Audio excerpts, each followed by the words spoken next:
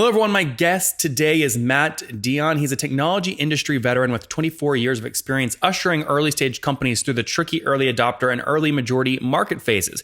He brings proven management and board experience with successful companies during their early stages. He's now working on a company called Mintent. We'll talk about it today. Matt, are you ready to take us to the top? Yeah, sounds great. All right. Tell us about the company. What do you guys do and how do you make money? Yeah, so we're what Gartner and Forrester, they categorize it as a content marketing platform. And essentially, it's a collaborative platform where marketing teams can come together to plan their content strategy, produce the content, all the digital content, distribute it, and then measure the results. And it looks like you're dealing kind of in the enterprise space with CenturyLink, NYU, CoStar Group using you. Yeah, I would say we're definitely not a good fit for tiny businesses, but the small, medium enterprise is our sweet spot for sure. So what would you say kind of the average customer pays you per month without going down every customer cohort? Well, our average order value is $15,000 a year. Okay, and you only bill annually? Yeah, mostly. Okay, interesting. All right, let's put all this on a timeline. I want to get kind of more in your head and understand how you came up with this idea. When did you launch the company? What year? So I'm actually a hired-in CEO. I've been on board for almost 2 years now. The company was founded in 6 years ago, 2012, got to market 2013, had a decent ramp up for 3 years. And then the board of directors decided to make some changes. And shortly after that, I was hired in. So kind of towards the end of 2016 to change things up a bit. Did you come in with a round of investment or no? No, I came in, we had about a month of cash in the bank. And so then I needed to very quickly do a round, which our existing investors were very supportive, put in some of the money, and then I went out around Vancouver to the angel network that I know and raised some money to get us going. So how much did you raise when you came in? 1.3 million. And how much total is in the company even before you? 3.8. 3.8. Okay, interesting. Yeah. So and was that any of those on notes or priced equity? What was the structure? So it's mostly common shares. There was one round, a large round, $2 million that was done from a local family office here, and those were pref shares. Okay, but you don't have any. There's no debt. It's not convertible debt. No debt. Okay, interesting. It's all equity. Okay, so 2012, some good growth up through 2015, 2016. Then needed a change. So you've come in. By the way, they must incentivize the heck out of you to come in and say, "Hey, Matt, we want you to join. By the way, there's a month of cash left."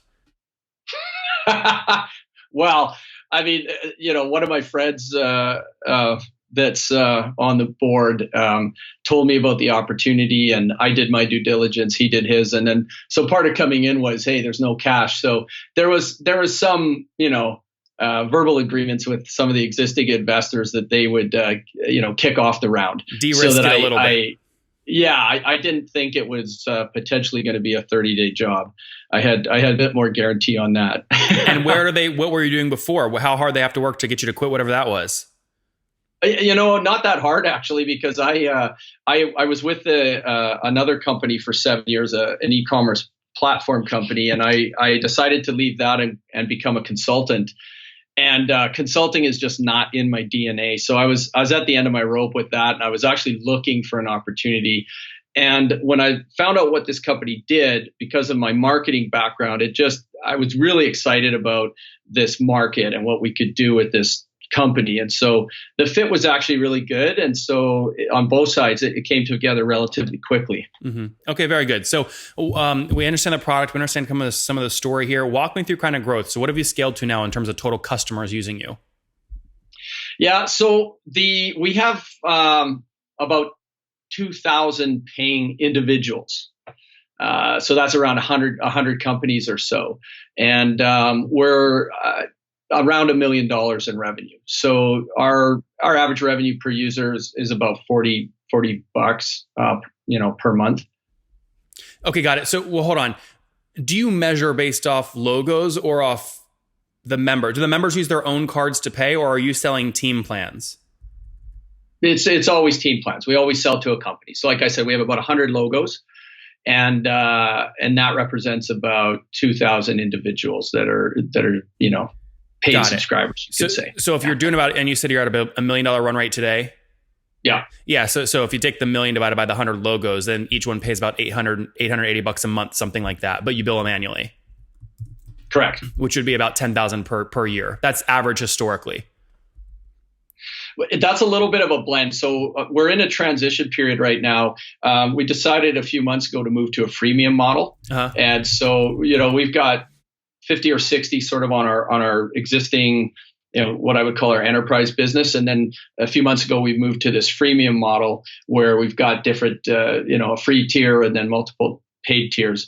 So a little bit of blend of our new, lower tier customer at the price point. So our average order value was about $15,000 per year, and that's coming down because we've now made the product more accessible at a lower price point. And help me understand growth. You're at $1 million. You're about $88,000 today per month in revenue. Where were you about a year ago?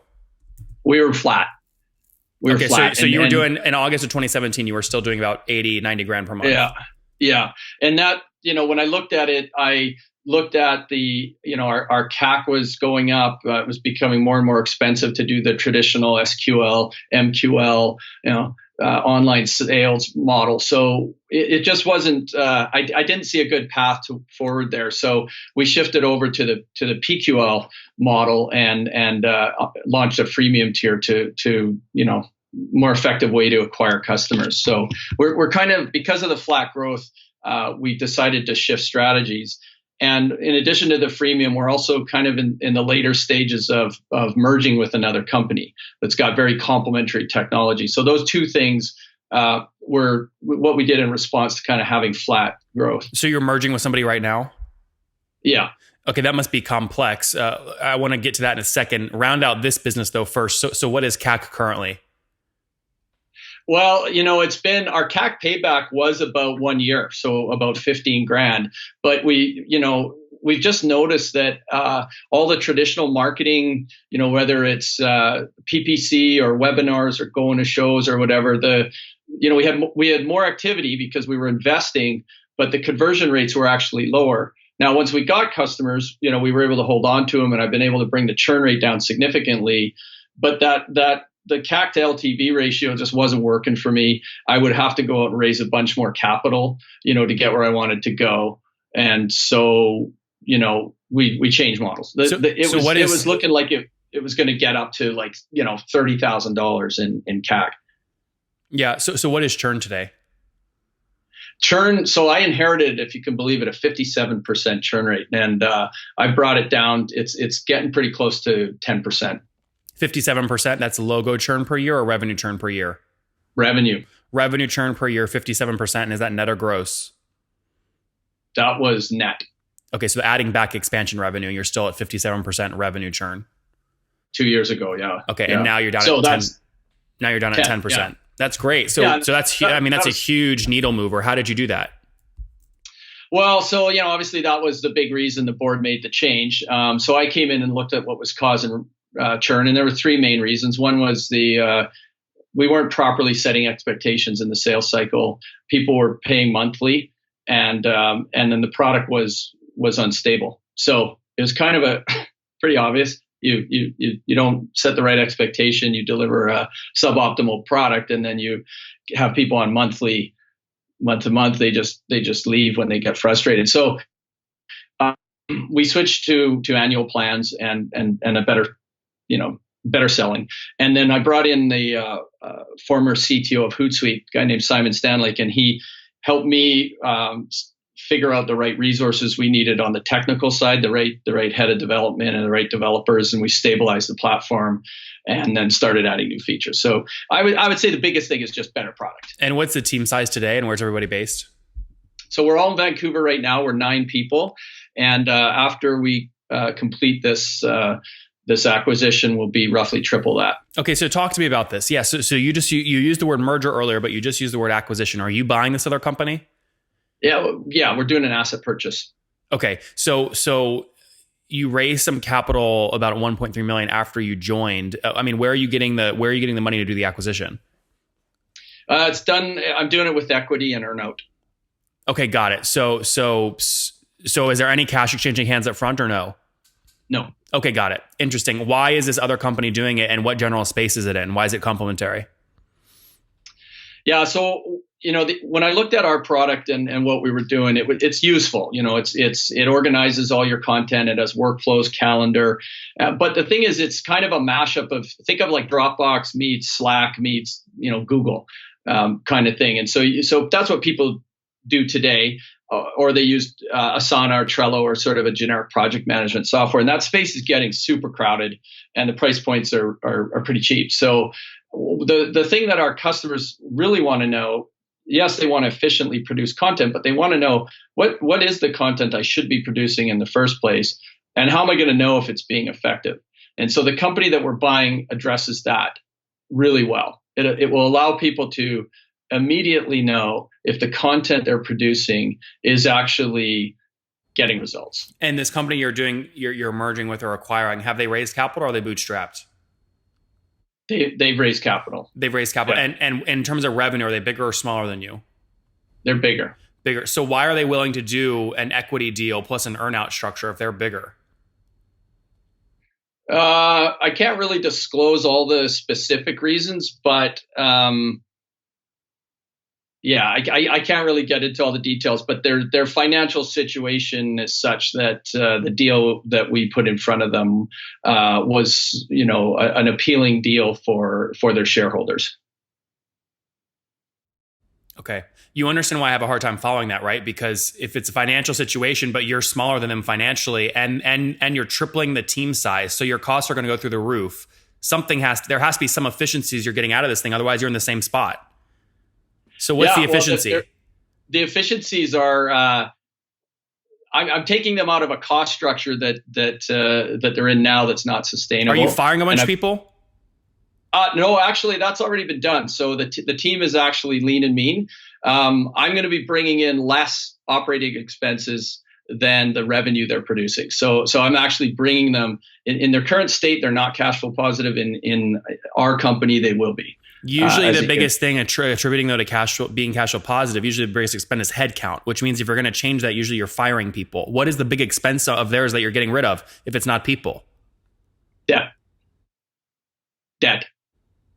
Oh, interesting. Okay, got it. So they did a big debt deal. Interesting. Okay, that makes sense. All right, I won't push further there since it's sensitive and you're still probably working through it. But okay. Yeah, it's confidential because we're in the final stages. But hopefully back on the show and we can get into some of the details there. Yeah, no, that would be great. That's interesting. Okay, good. Yeah. So combined team, you said is going to be about 30 people.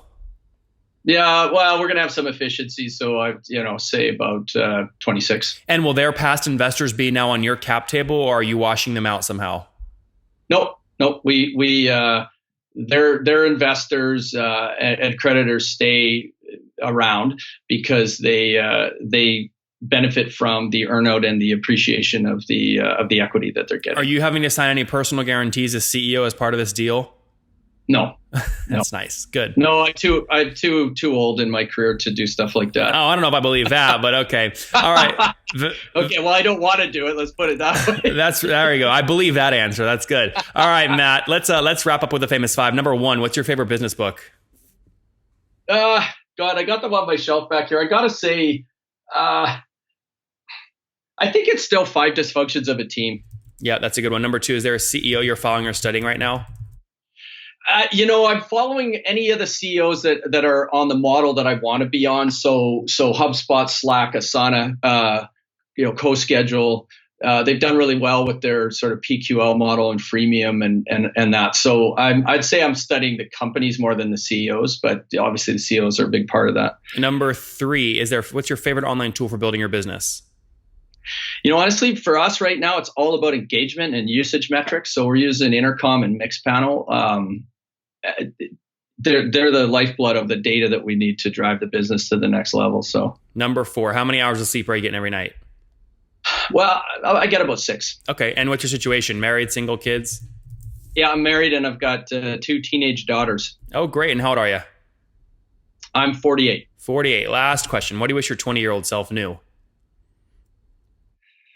Well, yeah. So I think when I was 20, I was driven by different things and largely I think to prove myself that I was good enough and all of that. And now I've realized that over time. And so I wish my 20-year-old self was a little bit more compassionate to myself, I guess. Guys, be more compassionate to yourself. Coming from Matt, again, was with a big company, then doing some consulting, and then was recruited in 2016 to join this company, Mintent, which is basically, again, helping you organize and structure your content marketing strategies, especially on social media. Based up in Vancouver with 9 people. Company was launched in 2012. Today, they have about 100 customers, doing about $1 million per year in revenue. That's flat year over year as they go through changes. Most importantly, bringing churn down. It was at 57% net revenue churn per year. Matt's brought it down, and his team has brought it down to just 10%, so healthy there. Economics, they're fine-tuning some of these things. It used to be about a $15,000 CAC, 12-month payback period, but that got a little out of whack, so they're kind of moving away from that paid model. But $3.8 million raised, going through a merger right now to release some release the stresses of a debt structure from the company they're acquiring. Hopefully, will about 3x or 4x their company size. Matt, we'll have you back on soon to chat about that, but thanks for taking us to the top. Okay, great. Thank you very much.